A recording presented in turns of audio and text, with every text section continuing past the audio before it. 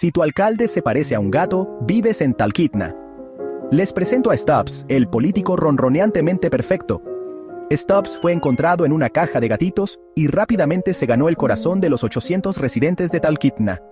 Desilusionados con los candidatos humanos en 1997, los habitantes del pueblo, en broma, nombraron a Stubbs como su alcalde honorario.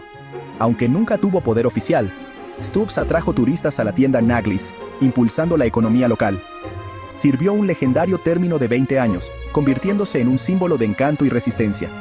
Stubbs falleció en 2017, pero su genial legado continúa, demostrando que a veces los mejores líderes tienen 4 patas y una cola.